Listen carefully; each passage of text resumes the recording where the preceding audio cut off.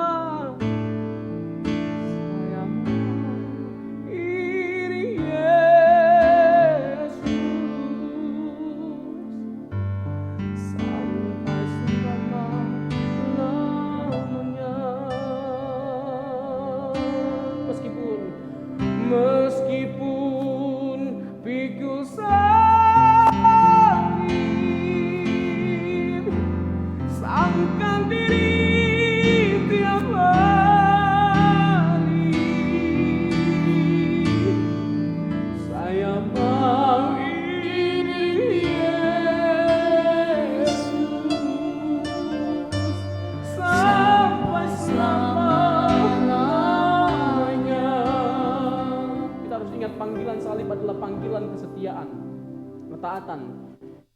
Karena kita akan menderita mengikut Yesus. Hanya kesetiaan dan ketaatan yang menjadi jalan untuk kita tetap bertahan dalam kita mengiringnya pada waktu kita menderita selama kita di dunia. Yang Tuhan inginkan adalah kesetiaan dan ketaatan. Jangan persoalkan, jangan ragukan kasih Tuhan, cinta Tuhan, pemeliharaan Tuhan dalam kehidupan kita.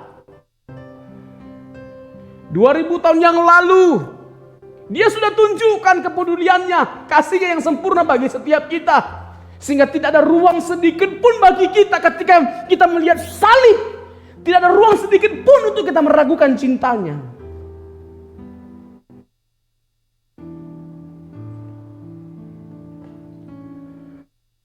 Beriman yang benar. Beriman yang benar.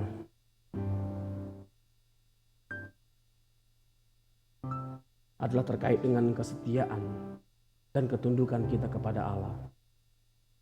Berapapun harga yang harus kita bayar. Betapa mahal pun harga yang harus kita bayar. Kita akan membayarnya. Kita akan memenuhinya. Karena harga yang dibayar oleh Tuhan Yesus untuk menebus kita, untuk membeli kita, itu mahal. Mahal. Seharga nyawanya.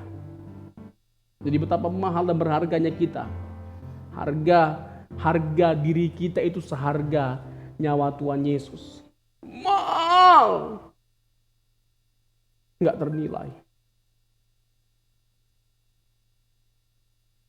Jadi mari kita meresponi Tuhan dan kasih-Nya, anugerah-Nya, pengorbanannya.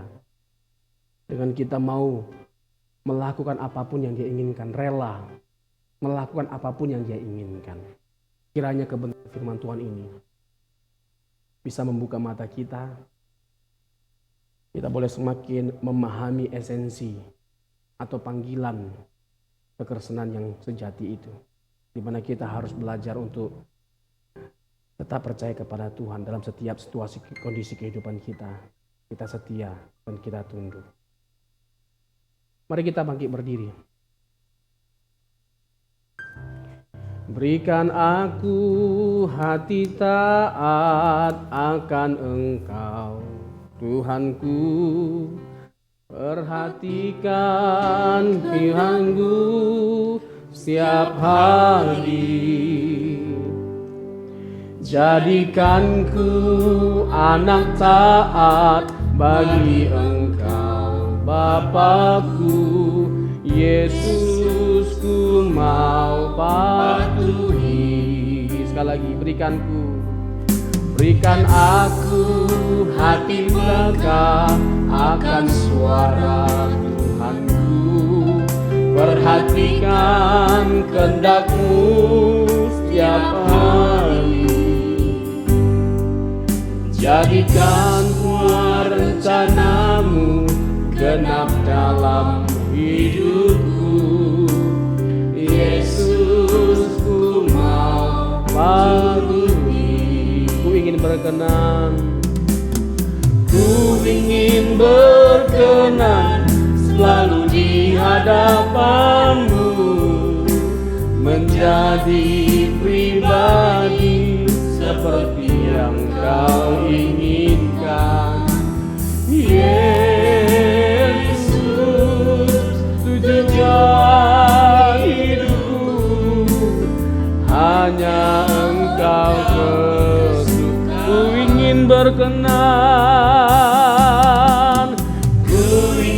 berkenan selalu di hadapan-Mu, menjadi pribadi seperti yang Kau. Dengan iman katakan, Yesus, tujuan hidupku hanya Engkau. Sekali lagi yang percaya mengasihi Tuhan, dengan sungguh-sungguh katakan, ku ingin berkenan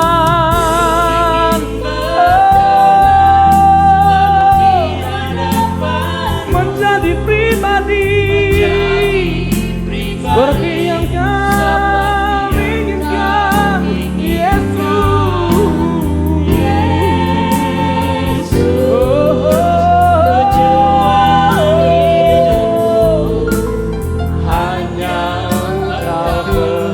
lagi yang percaya mengasihi Tuhan, katakan ku ingin berkenan. Ku ingin berkenan selalu di hadapan-Mu, menjadi pribadi seperti yang Kau ingin. Yesus, Yesus, Engkaulah tujuan hidup kami. Hanya Engkau kesukaan, hanya Engkau kesukaan, Hanya Engkau, hanya Engkau kesukaanku.